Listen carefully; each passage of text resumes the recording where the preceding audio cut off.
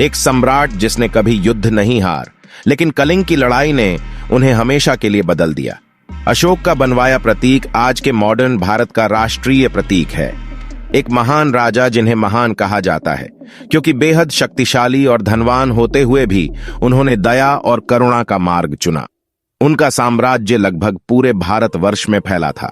उन्होंने 269 से 232 ईसा पूर्व तक 37 वर्षों तक शासन किया।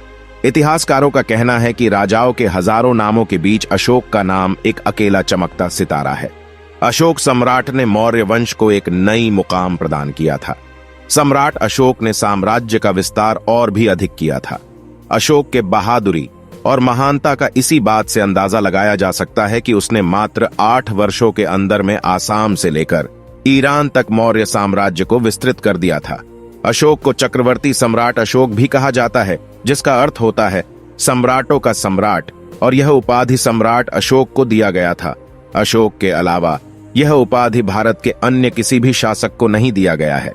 यह उपाधि ही अशोक के महानता को दिखाने के लिए काफी है।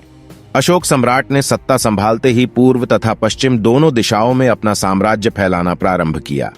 उसने केवल 8 वर्षों में आधुनिक असम से ईरान की सीमा तक अपना साम्राज्य विस्तृत कर लिया और बन गया भारत का इकलौता चक्रवर्ती सम्राट।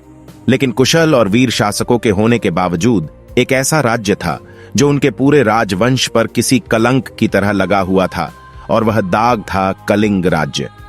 कलिंग इकलौता ऐसा राज्य था जिसको कभी भी मौर्य वंश का कोई भी व्यक्ति नहीं जीत पाया था, और इस कलंक को अपने राजवंश से हमेशा हमेशा के लिए मिटाने का मकसद लेकर अशोक अपनी जिंदगी का सबसे विध्वंसक युद्ध लड़ने के लिए निकल पड़े। इसी विध्वंसक युद्ध को कलिंग के युद्ध का नाम दिया जाता है। काफी घंटों लड़ने के बाद कब किसकी जीत हो सकती थी, इसके बारे में किसी को कोई अंदाजा नहीं था। किसी व्यक्ति को यह भी नहीं समझ आ रहा था कि वह किसका खून बहा रहा है। बस सब हवा में अपनी तलवार चला रहे थे और हर किसी का खून बहा रहे थे। इस खूनी खेल के बाद अंत में अशोक ने कलिंग की लड़ाई जीत ली और अपने राजवंश का पहला और इकलौता ऐसा शासक बना जिसने कलिंग राज्य को भी अपनी मुट्ठी में कर लिया था। लेकिन इस युद्ध में लगभग 1 लाख सिपाहियों की मृत्यु हो गई और 1.5 लाख सिपाही बुरी तरह घायल हो गए। अशोक सिपाहियों की मृत्यु और घायल हुए सैनिकों के आंकड़ों का आकलन करने के लिए युद्ध भूमि में निकले, और तभी उन्हें युद्ध भूमि में दूर एक बौद्ध भिक्षु खड़ा हुआ दिखा। वह एक सामान्य भाव लेकर किसी भिक्षु की तरह ही अशोक की ओर देख रहा था।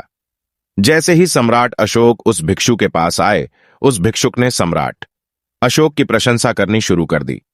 उस भिक्षुक ने कहा, आप तो इतने बड़े सम्राट हैं कि आपने अपने सामने बड़े बड़े साम्राज्यों का सिर झुका दिया। अगर आप इतने ही महान राजा हैं, तो क्या आप इस अबोध और निर्दोष बालक में जान डाल सकते हैं? और यह शब्द कहते ही उसने कुछ ही महीनों के मृत बालक को अपनी गोद में लेकर सम्राट अशोक के सामने रख दिया। वह भिक्षुक मौन था। उसकी आंखें सवाल कर रही थीं कि आखिर इस अबोध शिशु की क्या गलती है जो इसने भी इस विध्वंसक युद्ध में अपनी जिंदगी गंवा दी। अशोक काफी देर तक उस भिक्षुक की आंखों में देखते रहे और उनके मन में एक अलग ही संग्राम शुरू हो गया। वह समझ नहीं पा रहे थे कि वह उस भिक्षुक को क्या जवाब दे, और अंत में उनकी आंखों में करुणा का एक आंसू छलक पड़ा, और उस एक क्षण में सम्राट अशोक का हृदय परिवर्तित हो गया।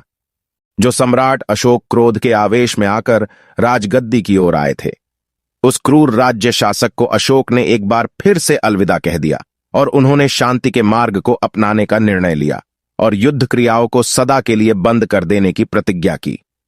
एक भिक्षुक की तरह ही बौद्ध धर्म के उपदेश को विश्व की विविध जगहों तक पहुंचाते हुए उन्होंने अपनी जिंदगी के आखिरी कुछ साल व्यतीत किए। उनके पुत्र महेंद्र तथा पुत्री संघमित्रा ने भी बौद्ध धर्म के प्रचार में योगदान दिया और विश्व में अहिंसा का संदेश पहुंचाया। लगभग 232 ईसा पूर्व में उनकी मृत्यु हुई, और अशोक की मृत्यु के बाद मौर्य राजवंश लगभग 50 वर्षों तक चला, और फिर अंततः मौर्य साम्राज्य का भी पतन हो गया। दोस्तों, इस कहानी से हमें बहुत कुछ सीखने को मिलता है। उम्मीद है दोस्तों आज का वीडियो आपको पसंद आया हो। मिलते हैं अगली नेक्स्ट वीडियो में कुछ नए जानकारी के साथ। धन्यवाद।